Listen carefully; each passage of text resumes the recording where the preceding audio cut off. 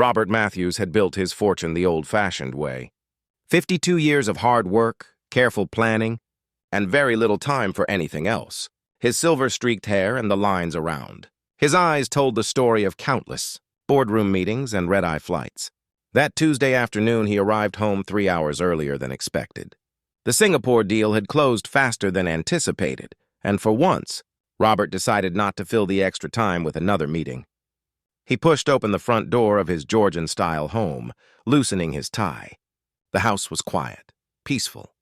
Then he heard it. A soft voice, gentle and unhurried, coming from the upstairs hallway. Robert set down his briefcase carefully. He walked toward the stairs, his expensive leather shoes silent on the hardwood floor. What he saw made him stop completely. There, in the afternoon light streaming through the tall windows, sat his son Daniel. The boy was 10 years old, with light brown hair that always seemed to fall into his eyes. Right now, those eyes were red-rimmed and swollen. A nasty scratch ran across his left cheek, still fresh and angry-looking. Kneeling before Daniel was Grace Williams, the housekeeper Robert had hired 6 months ago. She wore her usual uniform, a teal-green dress with white collar and cuffs, her hair pulled back neatly beneath a white headband. In her hands, she held a soft cloth, dabbing gently at Daniel's face. But it wasn't just what Robert saw. It was what he heard. "You know, Daniel," Grace was saying, her voice warm and steady, "my grandmother used to tell me something important. She'd say, 'Grace, the words that hurt us, they're like tiny stones. We can carry them in our pockets and let them weigh us down. Or we can set them on the ground and walk on by.'" Daniel sniffled. His voice came out small. "But they called me a teacher's pet. They said I think I'm better than everyone." Robert stood frozen on the stairs. He hadn't known Daniel was being bullied. When had this started? Why hadn't anyone told him? Grace dipped the cloth in a small bowl of water, wringing it out carefully. "I'm going to tell you the truth, sweetheart. And I hope you'll believe me, because I've lived enough years to know what matters." She pressed the cool cloth against his cheek again. Daniel winced slightly but didn't pull away. "The children who say mean things? Most times they're carrying stones of their own, heavy ones. Maybe things aren't easy at home. Maybe they feel small inside, so they try to make others feel small too. It doesn't make it right, but understanding it can help your heart hurt a little less." Robert watched his son's face. Watched the way Daniel looked at Grace, with trust, with need. When had he last looked at his father that way? "My mama used to get called names too," Grace continued, her hands never stopping their gentle work. "Back in Alabama, in the 1960s, you can imagine the things people said. But she told me once, 'Baby girl, you can't stop birds from flying over your head, but you sure don't have to let them nest in your hair.'" Despite everything, Daniel gave a small, watery laugh. Grace smiled, and Robert saw how the expression transformed her face, made her dark eyes warm and bright. "There it is," she said softly. "That's the real Daniel I know. The kind boy who always says thank you, who remembers to ask me how my day was, who leaves little drawings on the kitchen counter for me to find." She set the cloth aside and cupped Daniel's face gently in both hands. "You listen to me now. Being smart isn't something to apologize for. Being kind isn't weakness. And wanting to do well in school, that's called having character. Your mama would be so proud of the young man you're becoming." At the mention of his late wife, Robert felt his chest tighten. Elizabeth had passed away 2 years ago, and he'd buried himself in work rather than face the emptiness. He'd told himself Daniel would be fine. They had a nice home, the best schools, everything money could buy. He'd been wrong. "Miss Grace?" Daniel's voice was barely a whisper now. "Yes, honey? Do you think I could have a hug?" "Oh, sweetheart." Grace pulled him close, and Daniel wrapped his thin arms around her, his shoulders shaking. She rubbed his back in slow, soothing circles. "You cry if you need to. Tears are just love with no place to go, my grandmother used to say. You let them out." Robert gripped the stair railing. His throat felt tight. His eyes burned. How long had it been since he'd held his son like that? Really held him? Not a quick pat on the shoulder before rushing out the door, but this complete, unhurried comfort. He thought about all the times he'd told Daniel to be strong, to toughen up, that big boys don't cry, words his own father had drilled into him 50 years ago, words that had helped him succeed in business but left him isolated in life. Grace was still talking, her voice low and rhythmic. Tomorrow, when you go to school, you hold your head up. Not because you're better than anyone, that's not what this is about, but because you know your own worth. You know you're loved, and you know that kindness is braver than cruelness will ever be. She pulled back to look at Daniel's face again. Now we're going to put a little ointment on this scratch. Won't hurt a bit. And then I'm going to make you some of that honey chamomile tea you like, the kind that tastes like sunshine. How's that sound? Good, Daniel said, his voice stronger now. Thank you, Miss Grace. You don't need to thank me, honey. Taking care of people we love, that's not a job. That's a privilege. Robert must have made some small sound, because suddenly Grace looked up. Her eyes met his, and for a moment he saw surprise there. Then something else. Not guilt, not defensiveness, just a quiet dignity. Mr. Matthews, she said, standing smoothly. We didn't hear you come in. Dad! Daniel jumped up, quickly wiping his eyes. I didn't know you'd be home so early. Robert walked slowly down the hallway toward them. He looked at his son, really looked at him. Saw the scratch on his face, yes, but also saw the boy he'd been too busy to notice was hurting, growing up, needing him. Grace, he said quietly, his voice rougher than he intended. Could you give Daniel and me a few minutes, please? A flicker of worry crossed her face, but she nodded. Of course. I'll be downstairs if you need anything. She squeezed Daniel's shoulder once before she left. Father and son stood in the hallway. The afternoon sun painted everything in gold. Daniel looked down at his feet. Son, Robert began, then stopped. All his words, all his business-perfect phrases felt wrong here. He tried again. I heard what happened at school.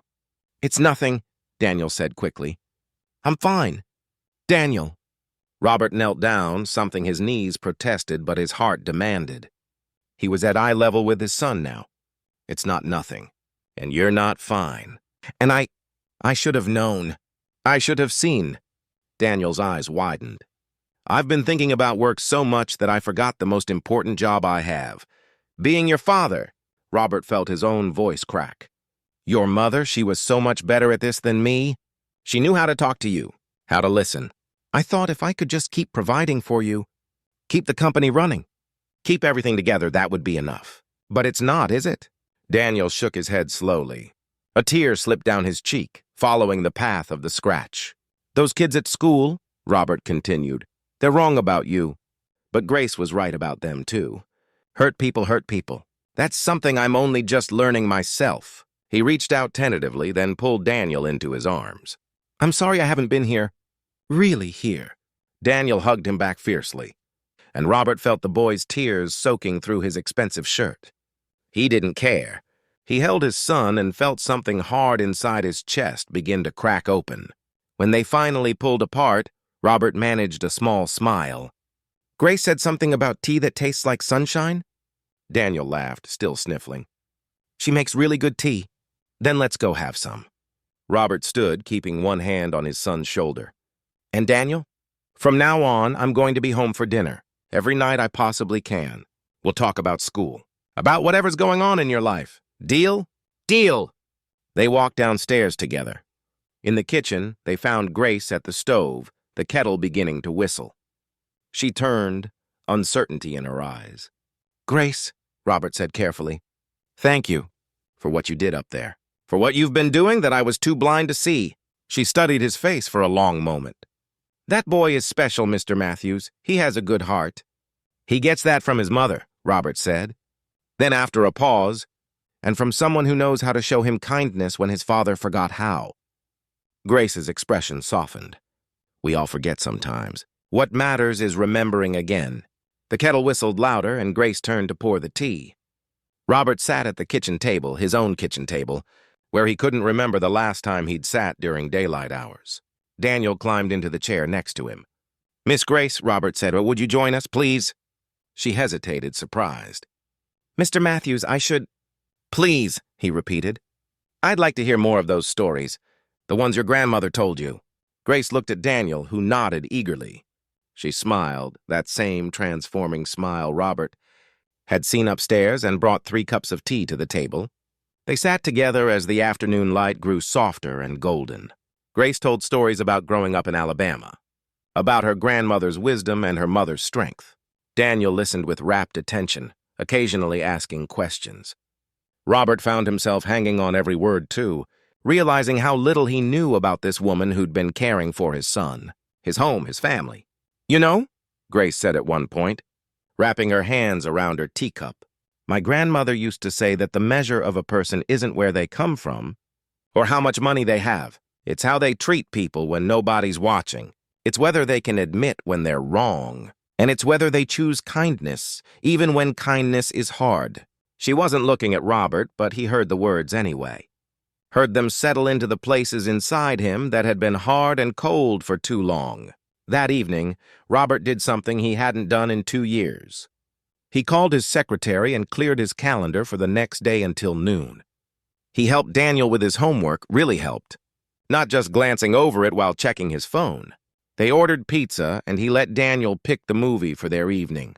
Before bed, as he tucked Daniel in, actually tucked him in, smoothing the covers and sitting on the edge of the bed, his son looked up at him with those serious, old-soul eyes. "Dad, can we really have dinner together every night?"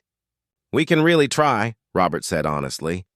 "I can't promise I'll never have to work late, but I can promise I'll try. You deserve that. You deserve so much more than I've been giving you." "I love you, Dad." "I love you too, son, so much." After Daniel fell asleep, Robert walked back downstairs.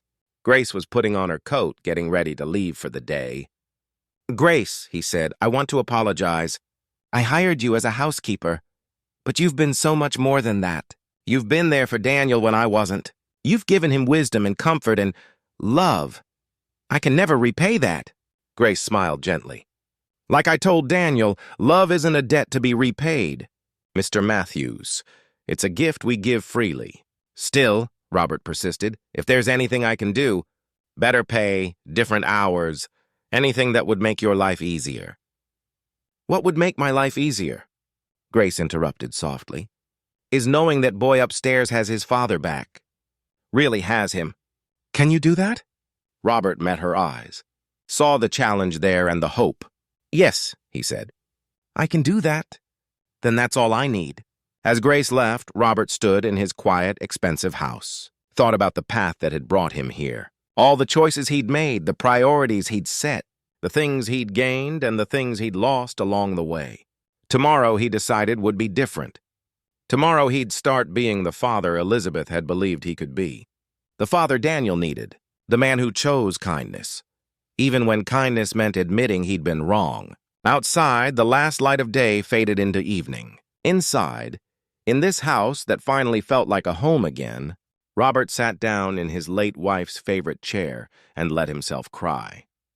For her, for the years he'd wasted, for the second chance he'd almost let slip away, and for a housekeeper with a white headband and a grandmother's wisdom who'd taught both father and son what really mattered in life.